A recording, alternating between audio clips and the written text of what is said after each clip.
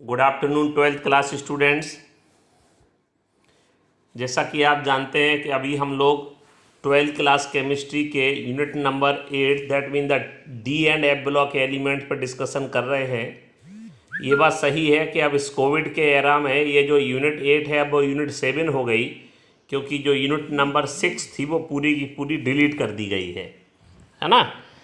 लेकिन चलिए अगर उसी सिस्टम के अकॉर्डिंग चलें तो अभी हम यूनिट 8 पर डिस्कशन कर रहे हैं, जिसका कि पार्ट फर्स्ट जो था जिस पे कि कल हम लोगों ने डिस्कशन किया था उसी को जारी रखते हैं। और द ट्रांजिशन एलिमेंट में हमने क्या पढ़ लिया था उसको ज़रा क्विक रिवाइज करें कि जो हमारी आउटलाइन थी वो थी इसमें कि ट्रांजिशन एलिमेंट क्या है, general electronic configuration, general characteristic properties में melting boiling point, atomic ionic radii, ionization, enthalpy, oxidation state, reactivity, magnetic property as well as the standard electrode potential. इतना सब कुछ हमें इसमें पार्ट में डिस्कशन करना था। तो अभी तक हमने देखिए एक तो पीरियोडिक टेबल में ये बताने की कोशिश की कि एक्चुअल में कौन सा फर्स्ट ग्रुप है उसे एल्कली मेटल कहते हैं, सेकंड ग्रुप है उसे एल्कली अर्थ मेटल कहते हैं, ग्रुप नंबर 3 से 12 तक है उन्हें ट्रांजिशन एलिमेंट कहा जाता है। लास्ट जो ग्रुप आपका 12 है उसको पोस्ट ट्रांजिशन मेटल्स कहते हैं। एक्चुअल में जैसा कि हमने डिस्कशन किया था कि जिंक, कैडमियम और मरकरी को ट्रांजिशन एलिमेंट कंसीडर नहीं किया जाता due to its definition, because though element which have the partially filled D orbitals are known as the transition element. ठीक है, तो इसलिए चूंकि जिंक, कैडमियम, मरकरी का डी ऑर्बिटल कम्प्लीटली फिल्ड होता है इसलिए इसको ट्रांजिशन एलिमेंट में कंसीडर नहीं करते। लेकिन हाँ, डी ब्लॉक में ज़रूर इन्हें रखा जाता है क्योंकि इनका जो लास्ट इलेक्ट्रॉन है वो डी सब सेल में एंटर करता है। इसी के साथ साथ पी ब्लॉक में देखा था हमने ग्रुप 13, 14, 15, 16, 17 और 18 जो है उन्हें नोबल गैसेस या इनर्ट गैसेस या आइडियल गैसेस कहा जाता है।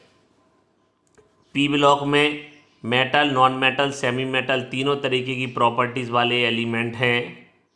इसके साथ ही पीरियोडिक टेबल में जो सबसे नीचे लेंथेनर्ड्स और actinoid that mean F block elements को रखा गया है। बात करेंगे ट्रांजिशन सीरीज को लेकर के, तो जो डी ब्लॉक के एलिमेंट हैं, ट्रांजिशन एलिमेंट हैं, उन्हें 4 सीरीज़ में क्लासिफाइड किया गया है, 3D series, 4D series, 5D series और 6D सीरीज। इसमें जो 6D सीरीज है वो इनकम्प्लीट सीरीज है, ये अधूरी है अभी, और इसके माध्यम से हम ये जानेंगे कि एक्चुअल में इनके बीच में जो 3D जो 5D और 6D सीरीज है उसमें आप ये पाएंगे कि कुछ मिसिंग भी रहेंगे एलिमेंट। 14 एलिमेंट, एक तो लेंथेनम के बाद के 14 एलिमेंट और एक एक्टिनियम के बाद के 14 एलिमेंट पीरियोडिक टेबल में सबसे नीचे रखे जाएंगे, जिन्हें कि हम लोग इनर ट्रांजिशन एलिमेंट और एफ ब्लॉक एलिमेंट भी कहते हैं। ये हमने डिस्कशन कर लिया था। अभी हम डिस्कशन कर रहे थे रिगार्डिंग ट्रांजिशन सीरीज। ये हम क्विक रिवाइज कर रहे हैं जो हमने पढ़ लिया था पिछली क्लास में। तो जो ट्रांजिशन सीरीज है, d block consist of 4 transition series. First है स्कैंडियम से जिंक तक, सेकंड है यट्रियम टू कैडमियम तक, थर्ड है लेंथेनम और फिर हैफनियम से मरकरी तक, और फोर्थ है आपका एक्टिनियम से रदरफोर्डियम तक। तो ये 4 सीरीज थी आपकी ट्रांजिशन सीरीज जो है। फिर हम लोगों ने इनको डिफाइन किया था कि एलिमेंट विच है partially filled inner d sub shell in ground state और मोस्ट कॉमन ऑक्सीडेशन स्टेट, जो बेसिक जो कॉमन ऑक्सीडेशन स्टेट हैं उसमें या ग्राउंड स्टेट में जिन partially filled d sub shell होते हैं उन्हें ट्रांजिशन एलिमेंट कहा जाता है। All d blocks elements are not transition element but all transition elements are d block. जैसा कि आप जानते हो जिंक, कैडमियम, मरकरी जो है, तो देखिए सभी डी ब्लॉक के एलिमेंट ट्रांजिशन एलिमेंट नहीं है, लेकिन बे एलिमेंट जो ट्रांजिशन है वो डी ब्लॉक में जरूर होते हैं। कारण है वो जिंक, कैडमियम और मरकरी को लेकर वो हर जगह एक्सेप्शनल प्रॉपर्टी शो करेंगे। लिखा हुआ है ट्रांजिशन एलिमेंट्स है partially filled d sub shell in ground state और most common oxidation state but all D block element not follow this. यहाँ पर थोड़ा सा ये मिसिंग हो रही है, जिंक लिखा हुआ है, थोड़ा दिख रहा होगा आपको कि जिंक, कैडमियम और मरकरी, ये जो जिंक, कैडमियम और मरकरी है, इनको are not considered as a transition metal due to they have the completely filled D orbitals. इसके बाद जनरल इलेक्ट्रॉनिक कॉन्फ़िगरेशन को लेकर के बात की थी, तो n-1d1210 ns12 ये आपका जनरल इलेक्ट्रॉनिक कॉन्फ़िगरेशन है। ये जो पहली 3D सीरीज है, इसमें आप देख पा रहे होंगे, जो पहली सीरीज है आपकी, उसमें आप देखो क्या लिखा हुआ है, scandium, titanium, vanadium, chromium, manganese, iron, cobalt, nickel, copper, zinc, atomic number 21, 22, 23, 24, 25, 6, 7, 8, 30। इनका इलेक्ट्रॉनिक कॉन्फ़िगरेशन बनाओगे तो 4s में 2 जाएगा, 3D में बन जाएगा, फिर 3D में 2 जाएगा, 3D में 3 जाएगा। आप जानते हो 3D में 4 ना होकर सीधे 5 हो जाता है, और s में से एक इलेक्ट्रॉन d में आ जाता है due to half filled extra stability of d sub shell. फिर 5 है, 6 है, 7 है, 8 है, फिर आप जानते हो 9 नहीं होता। ठीक है, जैसे ही 9 होता है तो एक s में से इलेक्ट्रॉन d में आ जाता है। ठीक है, तो इस तरीके से आपकी 3D सीरीज हो गई। और बात करेंगे जनरल प्रॉपर्टीज़ को लेकर के। ठीक है, तो इसमें हम पढ़ने वाले हैं melting, boiling point, magnetic, atomic ionic radii, coloured ion, ionization, enthalpy, formation of complex oxidation state, catalytic property, standard electrode potential, formation of interstitial compound, reactivity, oxides formation, as well as the alloy formation also.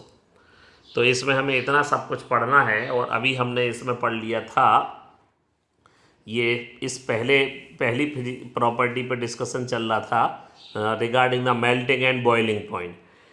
तो जैसा कहा गया, they have the high melting and boiling point because they form 2 types of bonding due to the 4s electron as well as the 3d electron, ns और n-1d electron, because the ns and n-1d sub shell not have the sufficient difference of energy. इनकी energy में ज़्यादा difference नहीं होता, इसी कारण ज़्यादा difference नहीं होता, इसी कारण ns के साथ साथ n-1d के जो ऑर्बिटल हैं वो भी बॉन्डिंग में क्या होते हैं, पार्टिसिपेट करने लगते हैं। सो 2 तरीके के बॉन्ड बनते हैं इसमें, मेटालिक बॉन्ड और कोवेलेंट बॉन्ड। सो लिखा है d block elements have large number of unpaired electrons, so they form strong metallic bond और their melting and boiling points are high. Specific cases देखो हर जगह चलेगा, जिंक, कैडमियम, मरकरी, याद रखना। Exceptionally zinc, cadmium, mercury have low melting and boiling point. क्यों? क्योंकि इनके जो D sub cell completely field होते हैं, जिससे कि उनके पास अनपेयर्ड इलेक्ट्रॉन नहीं होते, जिससे कि वो बॉन्डिंग में पार्टिसिपेट नहीं कर पाते। इसलिए इनमें केवल जो बॉन्ड बनते हैं वो आउटर मोस्ट सेल के एस सब सेल, दैट मीन ns में जो इलेक्ट्रॉन होते हैं केवल उन्हीं की वजह से बॉन्ड बनते हैं। n-1d के इलेक्ट्रॉन बॉन्डिंग में पार्टिसिपेट नहीं करते due to its completely filled D orbital. Manganese and technetium have abnormally low melting point, अभी देखेंगे क्यों। Group 6 element have highest melting point is corresponding to period chromium, molybdenum and tungsten. Tungsten has highest melting point among metals. तो यहाँ तक हम discussion कर चुके थे, इसको हमने क्विक रिवाइज किया। अब आप यहाँ देख लीजिए, इसमें ट्रेंड दिए हुए हैं मेल्टिंग पॉइंट के, थोड़ा सा ध्यान दीजिएगा इस पर। मेल्टिंग पॉइंट के ट्रेंड दिए हुए हैं, तो ये सीरीज बनी हुई है। ये देखो 3D सीरीज हो गई, ये 4D सीरीज हो गई, और ये 5D सीरीज हो गई। और एक्चुअल में जो 6D सीरीज है, जो 6D सीरीज है वो क्या है, इनकम्प्लीट है। जो 6D सीरीज है वो कैसी है, इनकम्प्लीट है। ठीक है ना। और जब इनकम्प्लीट सीरीज है तो इसलिए उस पर ज़्यादा ध्यान नहीं दिया जाता, क्योंकि अभी उसकी, इसलिए जब इनकम्प्लीट ही है तो प्रॉपर्टीज़ पे क्या डिस्कशन करें। तो ये इनके ट्रेंड दिखाएगा, ये एटॉमिक रेडियाई, ये थोड़ा सा देखिए Mn और Tc। ठीक है, तो देखेंगे, अभी बात करते हैं। अच्छा, अब variation and atomic and ionic radii की बात चल रही। वैसे मैग्नीशियम और टेक्नीशियम में अगर हम बताएं तो इनका एक्चुअल में कारण क्या होता है कि दे have the half field D orbital, और जब हाफ फील्ड डी ऑर्बिटल होता है तो वो स्टेबल हो जाता है। जैसे मैग्नीज की बात करें तो 25 है एटॉमिक नंबर, तो 3d5 4s2 है, तो हाफ फील्ड होने की वजह से स्टेबल हो जाता है। एक्स्ट्रा स्टेबिलिटी की वजह से वो बॉन्डिंग में पार्टिसिपेट नहीं करता, और जब बॉन्डिंग में पार्टिसिपेट नहीं करेगा तो बॉन्ड नहीं बनाएगा, तो मेल्टिंग पॉइंट क्या हो जाएगा, लो हो जाएगा। तो ये एक रीज़न है Mn और Tc को लेकर के। ठीक है, अभी जो अभी जो अगला ट्रेंड हमारा कहता है variation in atomic and ionic radii. तो देखिए जैसा कि आप देख पा रहे हो ये सीरीज बाई सीरीज दी है। ये स्कैंडियम के लिए, स्कैंडियम मतलब पहली सीरीज है 3D है, ये 4D है और ये 5D सीरीज है। Atomic size decreases left to right. Common सी बात है, किसी भी पीरियड में जब लेफ्ट टू राइट जाते हैं तो हम सबको पता है नंबर ऑफ सेल कांस्टेंट होते हैं, नंबर ऑफ सेल कांस्टेंट होते हैं, लेकिन एटॉमिक नंबर बढ़ने से न्यूक्लियर चार्ज बढ़ता जाता है। जब एटॉमिक चार्ज बढ़ने से न्यूक्लियर चार्ज बढ़ता है तो आउटर मोस्ट सेल के इलेक्ट्रॉन पर अट्रैक्शन बढ़ जाता है। अट्रैक्शन बढ़ जाता है तो साइज छोटी हो जाती है। इसलिए जो एटॉमिक आयोनिक रेडियाई है वो लेफ्ट टू राइट जाने पर डिक्रीज होती चली जाती है। लेकिन एक यहाँ एक बात सुनिए, increases at the end of series. देखो जरा डिक्रीज होती जा रही, डिक्रीज होती जा रही, लेकिन लास्ट में जाके थोड़ी सी क्या हो रही है, इंक्रीज हो रही है। इसके पीछे क्या रीजन है, क्यों इंक्रीज होती चली जा रही, थोड़ी सी क्यों इंक्रीज हो गई लास्ट में जाके? तो देखिए कारण ये है कि जब डी में नंबर ऑफ इलेक्ट्रॉन ज़्यादा होने लगते हैं तो इंटर इलेक्ट्रॉनिक रिपल्सन बढ़ जाता है, और अगर कहें तो उसका सीलिंग इफेक्ट बढ़ जाता है, जिससे आउटर मोस्ट सेल के इलेक्ट्रॉन पर रिपल्सन ज़्यादा क्रिएट होता है। और आउटर मोस्ट सेल के इलेक्ट्रॉन पर जब रिपल्सन क्रिएट होता है तो वो बाहर की तरफ भागने लगते हैं, ठीक है। और जब वो बाहर की तरफ भागने लगते हैं तो हल्का सा लास्ट में जाकर के उनकी जो रेडियाई है वो क्या होती है, इंक्रीज हो जाती है। जो लास्ट में जाकर रेडियस है वो हल्की सी इंक्रीज हो जाती है। लिखा है 4D and 5D series have almost same size due to lanthanide contraction. देखो 3D और 4D में तो डिफरेंस आपको अच्छा दिख रहा है, ग्रीन में और ब्लू कलर में डिफरेंस बहुत दिख रहा है, लेकिन जो ब्लू और रेड है जो कि 4D और 5D को रिप्रेजेंट कर रहे हैं, इनकी एटॉमिक रेडियाई ऑलमोस्ट इक्वल है। तो इसमें जैसा कि रीजन लिख रखा है ड्यू टू लेंथेनाइट कॉन्ट्रैक्शन, ये किसकी वजह से हो रहा है, लेंथेनाइट कॉन्ट्रैक्शन की वजह से हो रहा है। तो अभी हम जानेंगे कि एक्चुअल में लेंथेनाइट कॉन्ट्रैक्शन क्या है और ये क्या कर देता है। फिलहाल अभी दो क्वेश्चन हमारे दिमाग में हैं, ध्यान में रखिएगा।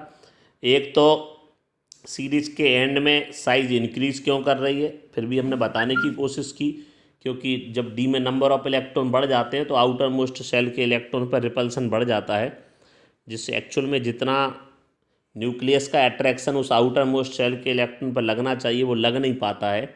इंटर इलेक्ट्रॉनिक रिपल्सन की वजह से वो आउटर मोस्ट सेल के इलेक्ट्रॉन्स को बाहर की तरफ धकेलने लगते हैं, ठीक है।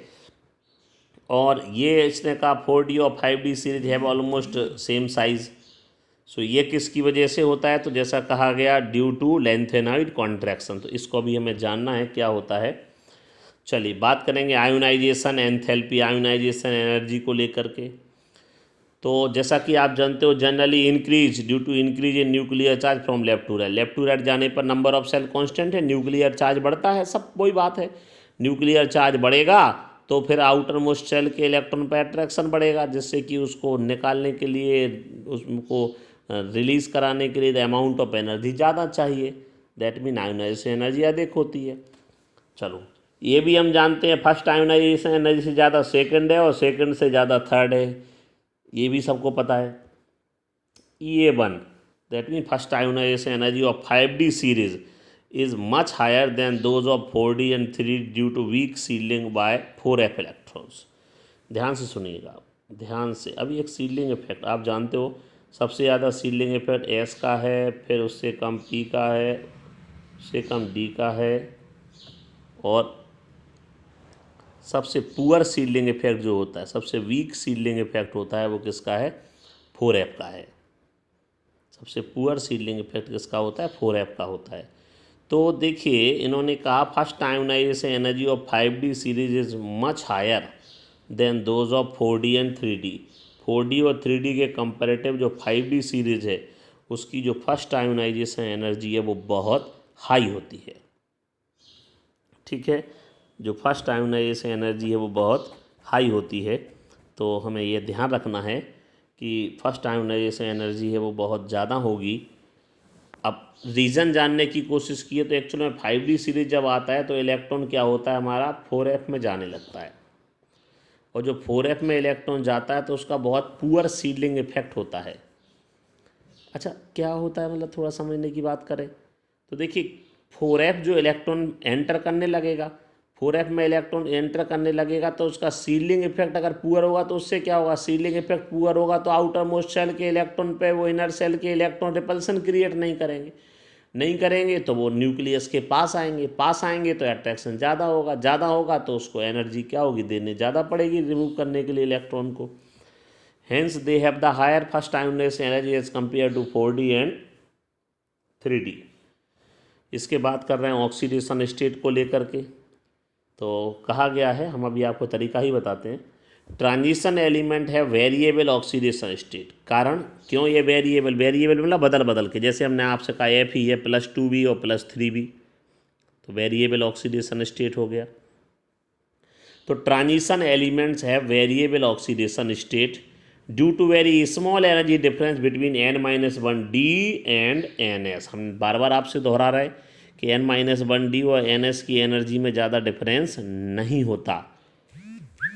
n-1d और nd की और ns की एनर्जी में ज़्यादा डिफरेंस नहीं होता, ठीक है। Electron from both the subset take part in bonding. तो इस तरीके से जो ज़्यादा डिफरेंस नहीं होता तो इसलिए n-1d और ns दोनों सबसेल के इलेक्ट्रॉन क्या होते हैं, बॉन्डिंग में पार्टिसिपेट करने लगते हैं। तो इसलिए वो बदल के ऑक्सीजन, जैसे अगर केवल 4s के करते तो 1 या 2 इलेक्ट्रॉन थे, लेकिन जब d के भी करने लगते हैं तो d में तो अनपेयर्ड इलेक्ट्रॉन बहुत सारे हो सकते हैं, तो आसानी से उनकी ऑक्सीडेशन स्टेट अधिक हो जाती है। लिखा है number of oxidation state is proportional to number of unpaired electron. इन्होंने ये कहा कि जितनी ज़्यादा नंबर ऑफ अनपेयर्ड इलेक्ट्रॉन होगी उतनी ज़्यादा ऑक्सीडेशन स्टेट होगी। शो किया गया है, एग्जाम्पल दिया कि manganese show all oxidation state from +2 +7, +2 से लेके +7 तक सारी ऑक्सीडेशन स्टेट शो करेगा हमारा मैग्नीज। अब हम आपको ये बताना चाहिए, चलिए ये तो वेरिएबल ऑक्सीडेशन स्टेट्स आ गई कि कौन कौन सी वेरिएबल ऑक्सीडेशन स्टेट्स हैं, क्या क्या वेरिएबल ऑक्सीडेशन स्टेट ये शो करता है। हम ये चाहेंगे कि आप ऑक्सीडेशन स्टेट निकालना सीखो, ज़रा ध्यान से सुनिएगा हमारी बात को।